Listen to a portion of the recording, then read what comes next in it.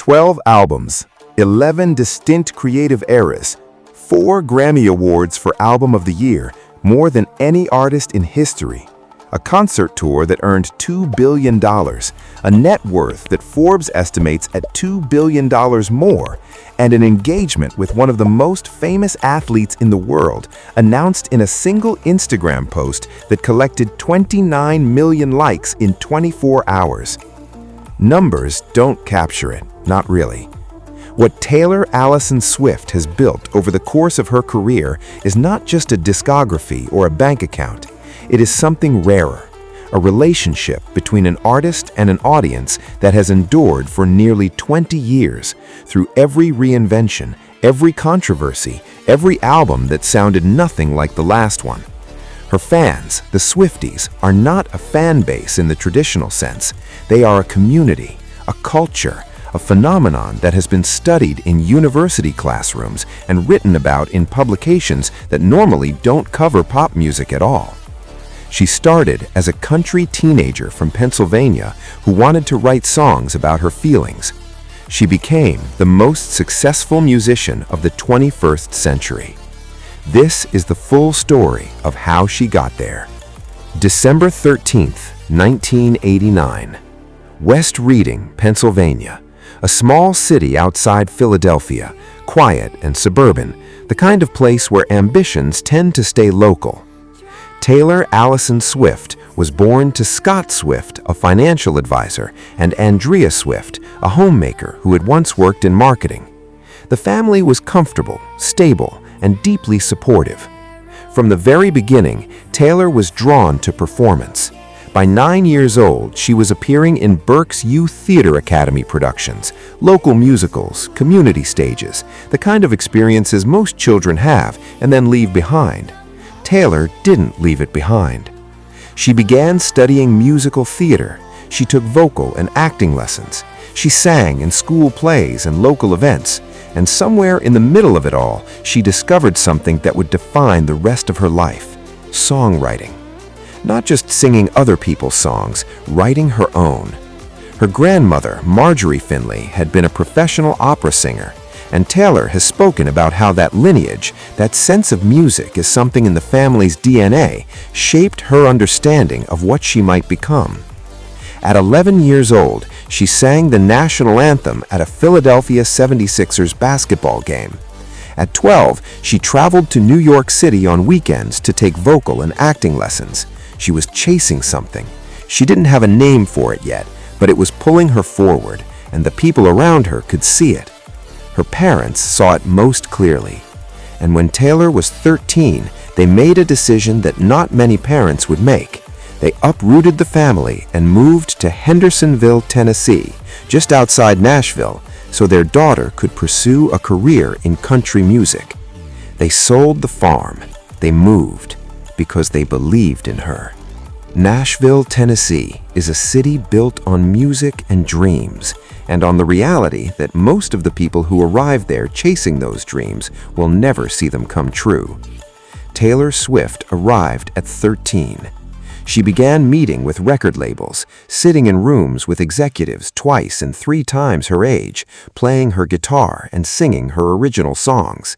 Label after label passed. Too young, too country, too something. But Taylor had more than talent. She had a ferocious work ethic and a business instinct that was, even then, unusual for her age. At 14, she signed a development deal with Sony ATV Music Publishing, one of the most prestigious music publishing houses in the world.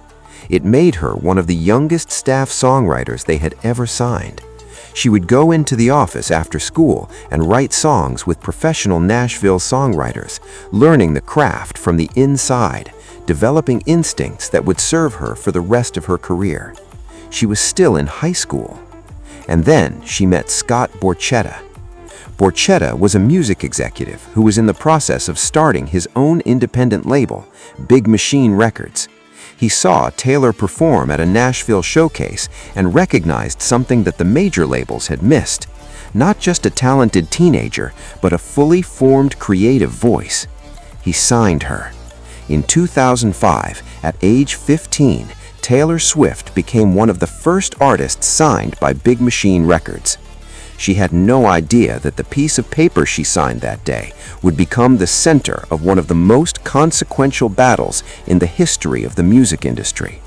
In October 2006, Taylor Swift released her self-titled album. She was 16 years old. The lead single, Tim McGraw, was a song she had written in math class, a meditation on the fear of losing someone important to her when she went off to a new chapter of life. It reached number 40 on the Billboard Hot Country Songs chart. For a 16-year-old with no radio history, no major label, and no established fan base, it was remarkable. The album itself was a revelation. Fully co-written by Taylor, unusual for any artist, unheard of for a teenager. It felt autobiographical in a way that country music had always valued, but rarely executed this purely. Songs about high school crushes, about the popular girl who isn't what she seems, about the boy who doesn't notice you. The storytelling was precise and emotionally intelligent in a way that made people stop and listen. She spent 2 years touring relentlessly, opening for acts far more established than herself, playing fairs and small venues, building a fan base one show at a time. She was on MySpace before social media was a strategic tool. She was connecting directly with fans before that was the norm. The album spent 157 weeks on the Billboard 200. For context, most albums chart for weeks, not years. In 2007, the Country Music Association named her Best New Artist. And then she made Fearless. Released in November 2008, Fearless was a quantum leap. Where the debut was a quiet introduction, Fearless was a statement. Love Story, You Belong With Me, White Horse. Song after song that was instantly familiar, immediately emotional, and completely, unmistakably Taylor Swift. The album sold more copies in a single week than any country album in years. It went platinum again and again and again. At the 2010 Grammy Awards, Taylor Swift won Album of the Year for Fearless. She was 19 years old, the youngest artist in Grammy history to win the award. The music world was dazzled. Here was this teenager from Pennsylvania who had been writing her own songs, performing tirelessly, building something real, and now she was standing on the Grammy stage accepting the highest honor in the recording industry. But 9 months earlier, another moment had happened, one that would follow her for years. September 2009, the MTV Video Music Awards. Taylor won Best Female Video for You Belong With Me.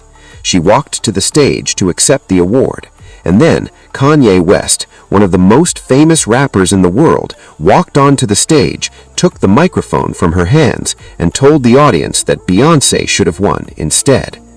Taylor stood on stage, 19 years old, speechless. The audience booed. Beyoncé looked mortified, and the moment was immediately replayed everywhere, on television, online, in newspapers.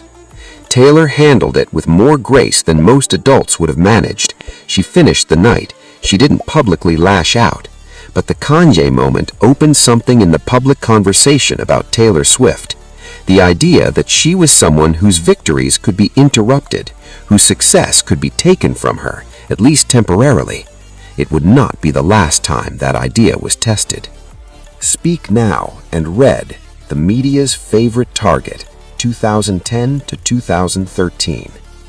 Speak Now, released in 2010, was notable for something beyond its songs. Taylor Swift wrote every single word on it entirely by herself, no co-writers. 14 tracks, all Taylor. It was a flex of creative confidence and a statement. She was not a manufactured product, she was a writer. But as her fame grew through 2011 and 2012, a particular narrative began to form in the media. Taylor Swift's high-profile relationships with musicians, actors, other famous people were becoming tabloid fodder. And when those relationships ended and she wrote songs about them, the media and certain voices in public life began to portray her as the bitter ex-girlfriend, the girl who weaponized heartbreak. She was slut-shamed for dating. She was mocked for her emotions. The narrative was deeply unfair. Male songwriters wrote about their relationships constantly without comment, but Taylor's personal songwriting was treated as evidence of some kind of character flaw. Red, released in 2012, leaned into the emotional complexity of all of it. It was her most creatively ambitious album to that point, genre-blending, sonically adventurous, deeply personal. All too well, we are never ever getting back together. I knew you were trouble. Critics were divided, but the public was not. Red was a massive commercial success. But Taylor herself was growing frustrated. She could feel the narrative being written about her, and it wasn't accurate. She was not the caricature the tabloids were constructing. She was a writer. She was doing what writers do. And she was about to make one of the most dramatic creative pivots in music history. In August 2014, Taylor Swift announced that her next album would be a pop album.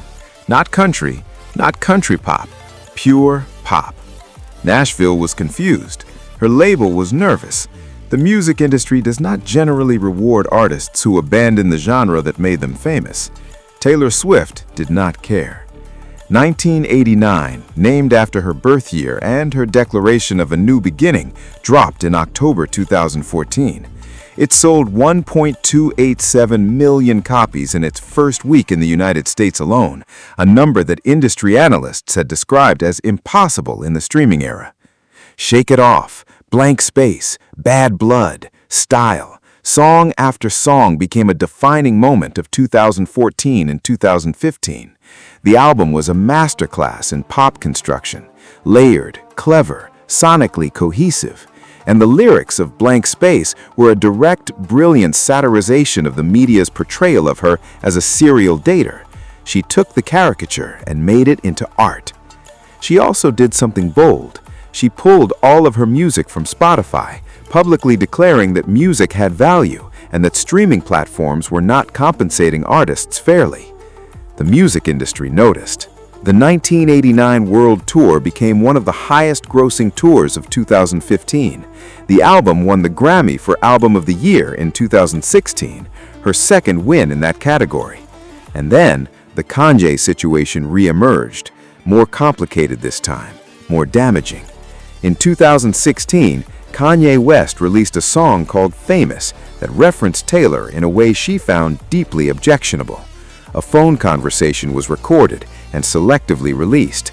Kim Kardashian posted it on Snapchat. The internet turned on Taylor Swift with a ferocity that is difficult to describe. The snake emoji flooded her Instagram. She was called a liar, a manipulator. Taylor went offline.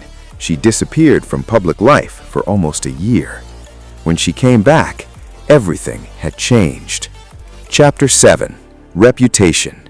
The Villain Who Bit Back, 2017 to 2018. Reputation arrived in November 2017 with almost no warning and zero promotional interviews.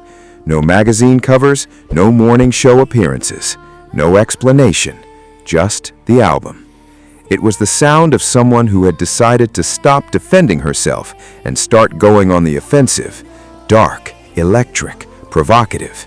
The old Taylor, she announced in one song, was dead. It was her most divisive album critically and her most commercially successful at that point. Reputation sold 1.216 million copies in its first week alone. The Reputation Stadium Tour became the highest-grossing North American tour by any solo artist in history at that time. And during the Reputation era, Taylor Swift did something that would prove significant for her reputation in a very different sense. She sued a DJ named David Mueller, who had groped her at a meet and greet in 2013. She sued for $1, symbolically, and won. Her testimony was unflinching and powerful. She refused to be made to feel responsible for what had been done to her body. It was the first time many people had seen Taylor Swift this way, not performing gracefully through an attack, but standing firm and naming what had happened. It was a preview of the Taylor who was coming. Chapter 8. Lover, Folklore, and Evermore. Finding Herself. 2019 to 2021. After the darkness of Reputation, Taylor seemed to exhale. Lover, released in August 2019, was pastel and warm and unguarded in a way that surprised people. After years of armor and shade, here was Taylor being openly, almost vulnerably happy. It was colorful and romantic, and importantly, entirely her own. She had signed with Republic Records in 2018 when her Big Machine contract ended. She was free. But freedom, as she was about to discover, is a complicated thing when someone else owns your past. We'll get to that story in a moment. First, the pandemic. In March 2020, the world stopped. The Loverfest tour that Taylor had been planning was canceled. Like every artist, she faced an indefinite pause. She used the time to create something nobody expected. In July 2020, with almost no advance notice, Taylor Swift released Folklore, an album made entirely during lockdown, in collaboration with producer Aaron Dessner and longtime collaborator Jack Antonoff. It was indie folk. It was quiet and literary. It was nothing like anyone anticipated from the woman who had made Shake It Off. It was her best album. Critics responded with a kind of astonished reverence. Folklore debuted at #1. It won the Grammy for Album of the Year in 2021, making Taylor the first woman to win the award 3 times. 5 months later, she released Evermore, a sister album in the same sonic universe, equally beautiful. 2 complete albums in 1 pandemic year. It felt like proof of something, that when the noise of fame is stripped away, what's left is a writer, a real one. Now, the story that changed the music industry. In June 2019, it was announced that Scooter Braun's company, Ithaca Holdings, had purchased Big Machine Records for approximately $300 million. As part of that deal, Braun now owned the master recordings of Taylor Swift's first 6 albums, every song she had recorded from age 16 to 28. Taylor found out when she read about it in the news. She went to Tumblr. She called it her worst-case scenario. She described years of what she called incessant manipulative bullying from Braun, a man who had close ties to Kanye West and Justin Bieber, both people who had been involved in the public attacks against her. She said her music, the songs she had written from the time she was a teenager, had been sold to someone she did not trust, and she had not been given the opportunity to buy it herself. The music industry was rattled. Celebrities took sides. Some supported Braun, more supported Taylor. Taylor announced a plan. She would re-record all 6 of her original albums. She would create new masters that she would own, Taylor's version recordings, and ask fans to listen to those instead of the originals. If enough people switched, the original masters Braun owned would become commercially irrelevant. It was a brilliant, audacious strategy, and it worked. Starting with Fearless, Taylor's version in 2021, Taylor systematically re-recorded her catalog. Each new version debuted at #1. Fans streamed the Taylor's version recordings, radio stations switched, film and TV productions licensed the new versions instead of the originals. Braun eventually sold the original masters to a private equity firm called Shamrock Capital for over $300 million. And then, in May 2025, Taylor Swift bought them back, her own songs, all of them. Estimated cost, $360 million. She won.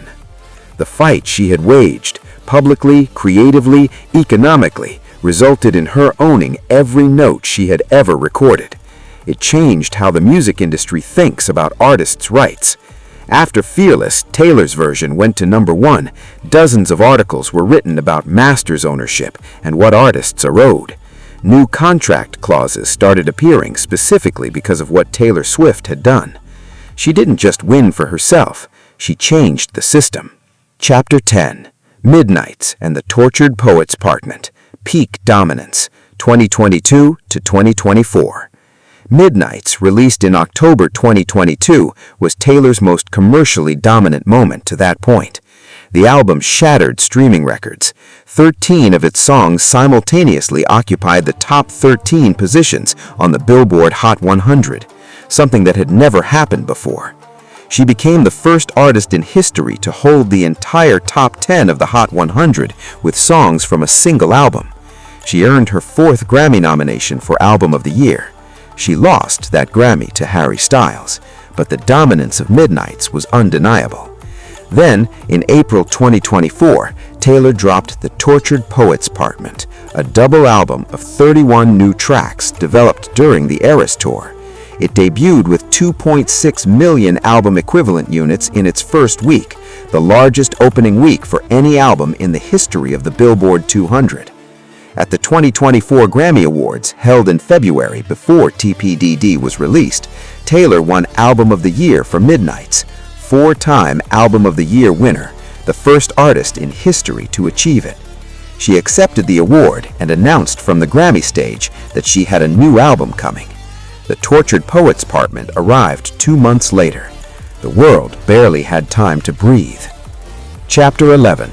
The Eras Tour. 18 generations on one stage, 2023 to 2024. On March 17, 2023, in Glendale, Arizona, Taylor Swift walked onto a stage in front of 70,000 people and began the Eras Tour. The concept was simple and extraordinary, a concert that covered every era of her career, every album, every sonic universe, every version of herself in a single 3-hour-plus show. Multiple full costume changes, multiple set transformations, different stages within the stage. It was not just a concert, it was a theatrical event, a museum of her entire career set to live music, presented at a scale that had never been attempted before. The demand for tickets was historic. The Ticketmaster system crashed under the volume of fans